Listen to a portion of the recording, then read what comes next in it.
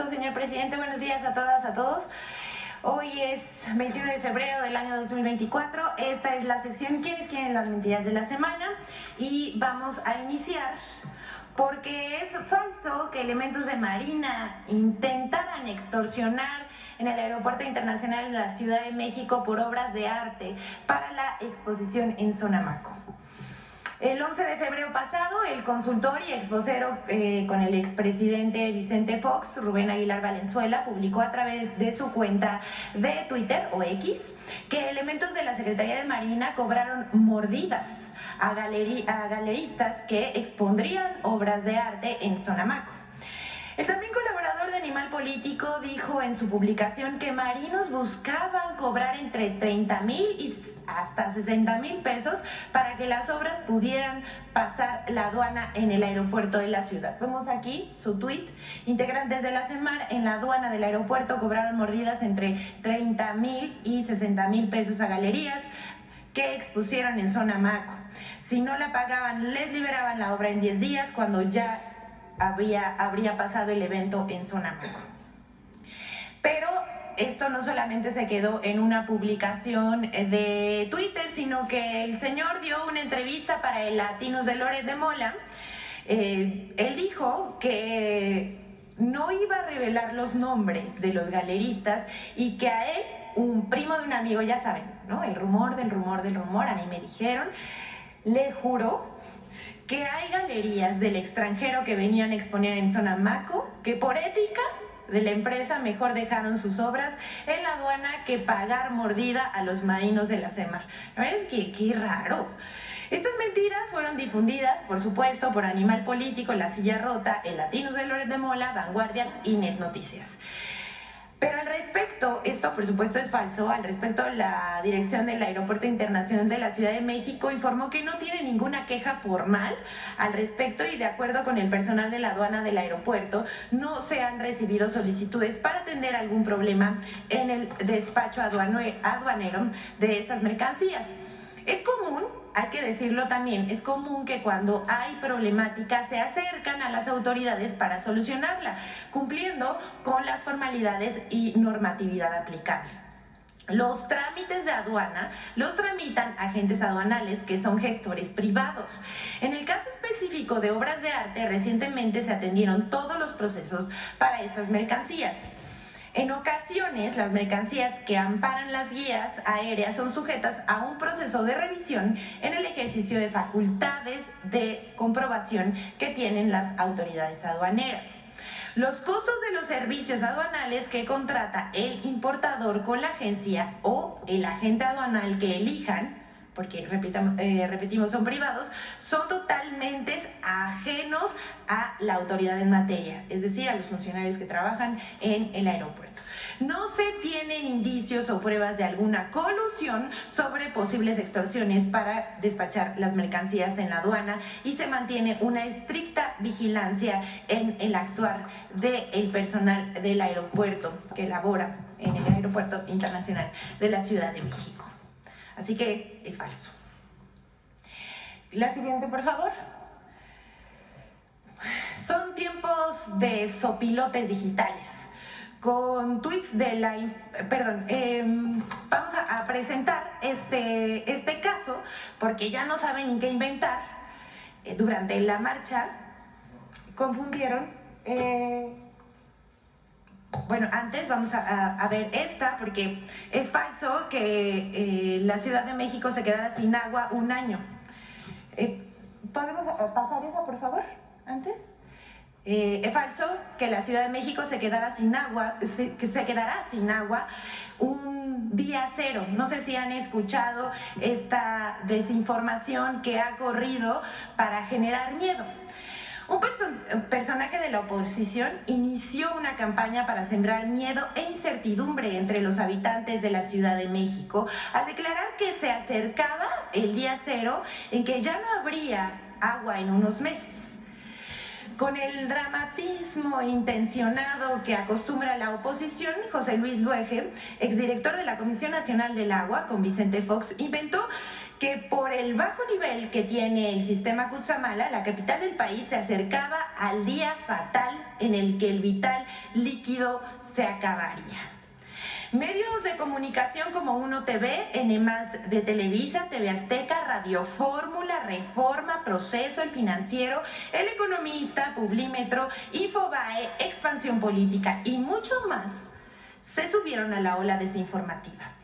Pero mienten, el día cero es una invención del exdirector de la Comisión Nacional del Agua, y pues estos medios sirvieron como caja de resonancia para propagar la mentira y hacerla pasar por cierta. Y vamos a explicar cómo inició y en qué va este tren de la infodemia.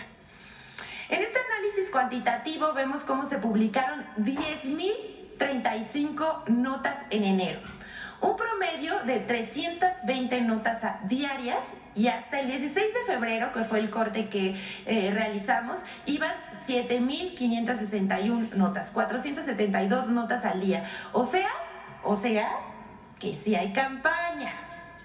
Miren, primero decir que anticipándose a los tiempos, el 10 de noviembre de 2023, 10 de noviembre, o sea, si vemos cómo ha crecido esta tendencia de notas y publicaciones en torno a los que ellos llaman el día cero,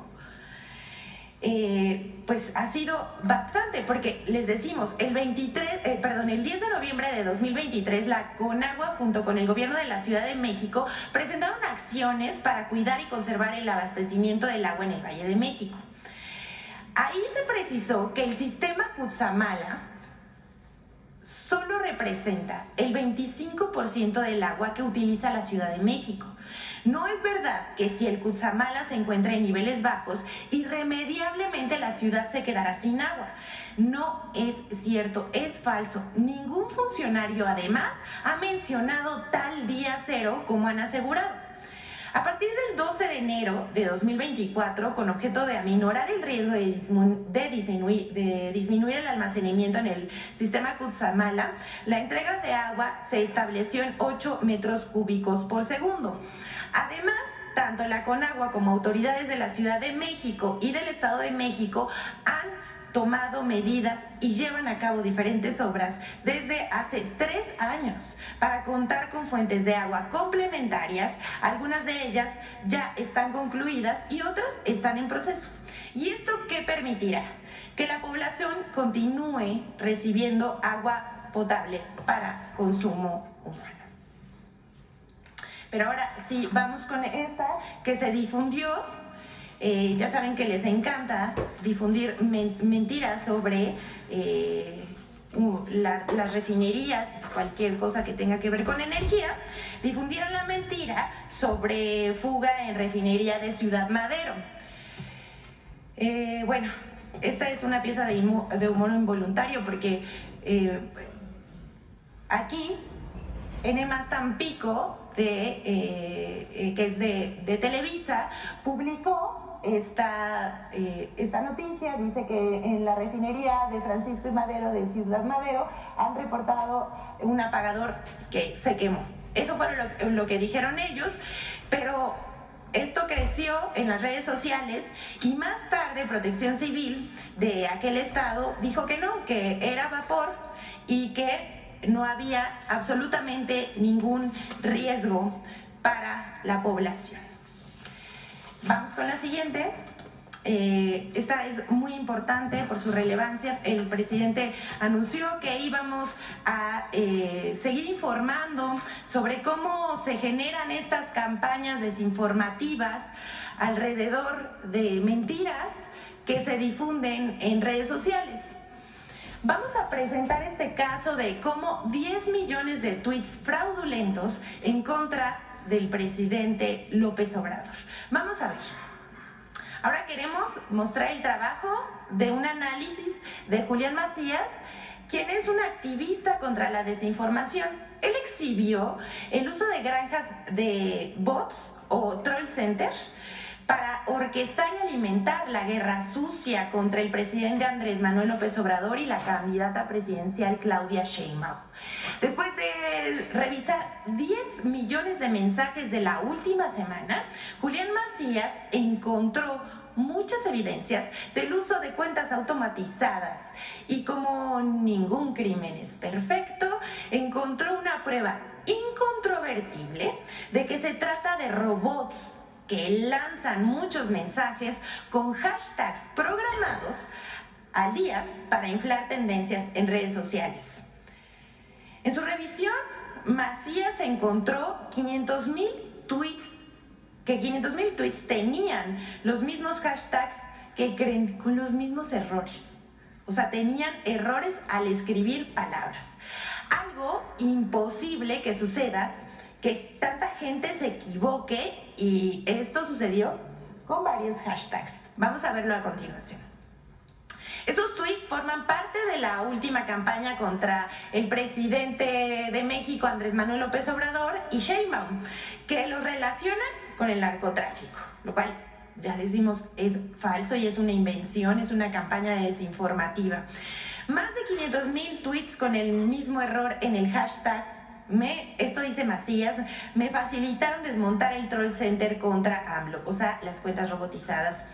Y esto es muy importante, en contra del presidente y a favor de la candidata de la oposición. El último error fue ayer, él dice ayer, pero esto fue el 19 de febrero. Vamos a ver, me pasan la siguiente, por favor.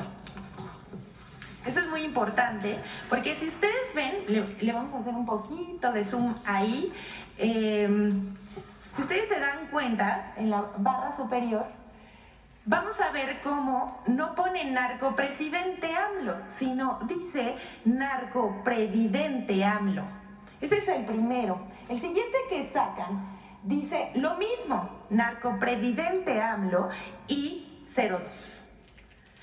¿Qué probabilidades hay de que saquen el hashtag con una sucesión de hashtag con el número 02 y tenga el mismo error ortográfico?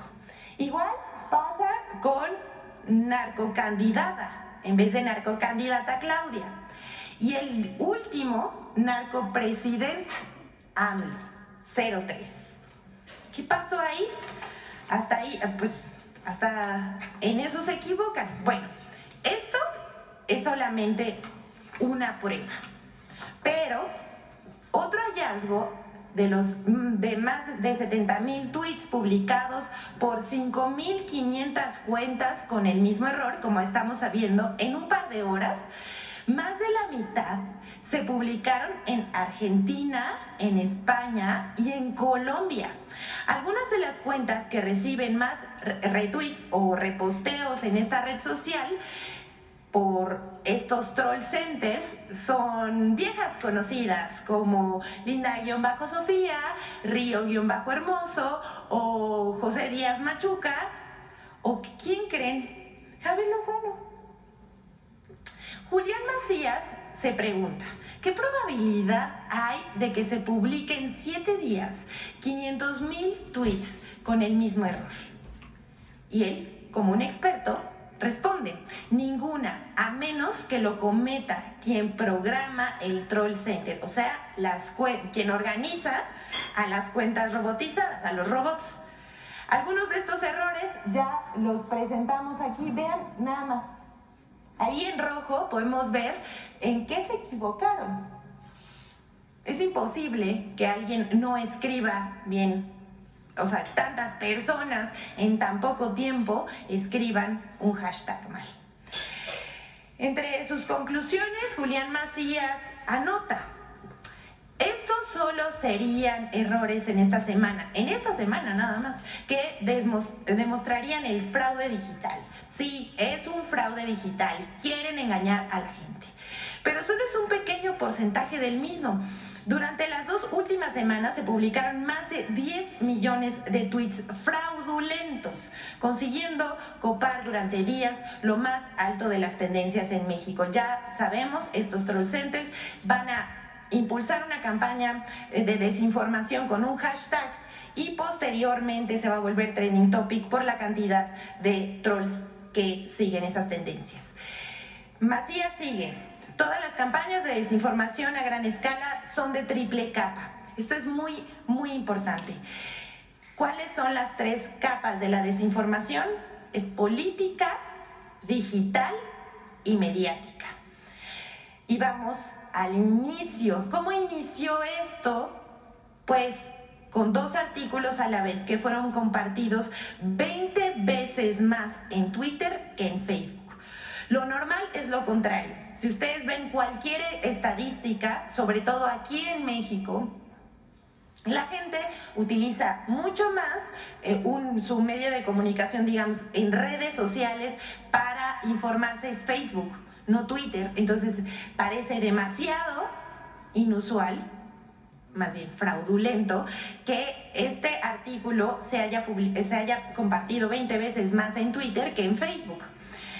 Aquí vamos a ver, por ejemplo, el artículo de Tim Golden en ProPublica se compartió 93,000 veces en Twitter. Es que esto es algo nunca visto. Y el de Anabel Hernández de la Deutsche Welle se compartió 61,000 veces más en Twitter. ¿Cómo ven eso? Bueno, aquí, si creen que aquí acaba esto, pues por supuesto que no, porque esto no solamente pasa en México. Voy a hacer aquí una pausa para seguir explicándoles lo que pasó a partir de la publicación de estos 2 artículos que desataron esta campaña desinformativa tratando de vincular al presidente de la República, Andrés Manuel López Obrador, con el narcotráfico. Estos troll centers pueden conseguir fácilmente millones de tweets y ser tendencia, pero pues se necesita dinero. Esto no, decía yo, no solamente sucede en México, ya ha pasado en Ecuador, Brasil y Perú con Lazo, Vox, Bolsonaro y Fujimori. Publican entrevistas en medios de comunicación con testimonios falsos y así generan el material para hacer este tipo de fraudes en las redes sociales, fraudes digitales. Ahí está lo que dice Julián Macías, ¿no? Tiene que haber un ataque mediático, un ataque digital y pues así es como... este es el ejemplo. Ahí vamos al ejemplo. Les decía, me iba a detener aquí para decirles que no solamente pasa en México. Decíamos que estos artículos que salieron, la Deutsche Welle y Tim Golden, fueron compartidas por más de 50,000 cuentas automatizadas en Troll Center. Incluso el artículo de Tim Golden, ¿me pasan el anterior, por favor? En inglés, imagínense. A partir de esa fecha empezaron a lanzar hashtags que sumarían más de 12 millones de tweets. Y aquí va el ejemplo. Carlos Loret de Mola usó el hashtag y se sumó con una entrevista, no sé si la vieron, la verdad bastante lamentable y vergonzosa, sin ninguna prueba. Entrevistó a un disque encapuchado. Solo esta semana hubo más de 10 hashtags atacando a AMLO, al partido en el poder y a las candidatas Sheinbaum y Brugada para la presidencia y la Ciudad de México respectivamente, sumando más de 8 millones de tweets, donde más del 80% es artificial, siendo siempre las mismas cuentas las que reciben más retweets de bots. ¿Qué pasa aquí? Que estas 8 millones de tweets que van en contra de Sheinbaum y Brugada son a favor de la candidata de la oposición.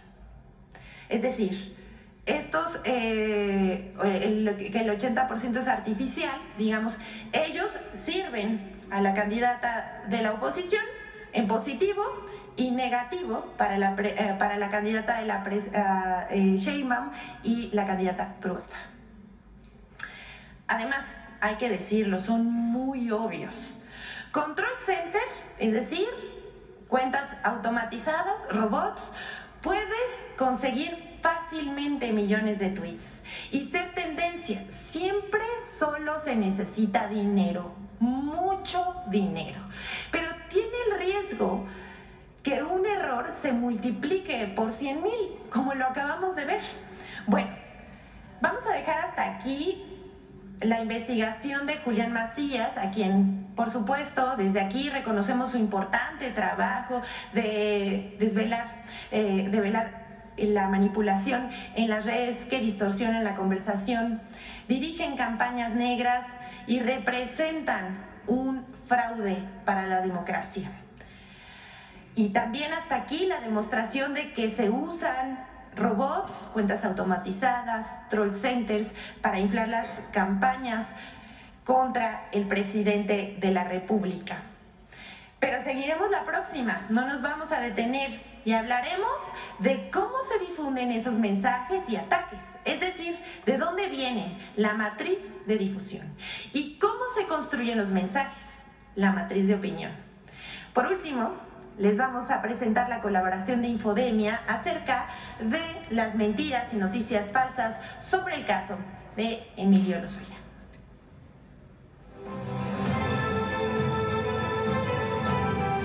Después de 4 años de la detención del director de Pemex en el sexenio de Enrique Peña Nieto, Emilio L., en España, en medios de comunicación y redes sociales se han acumulado mentiras y desinformación para defenderlo y atacar al gobierno de México.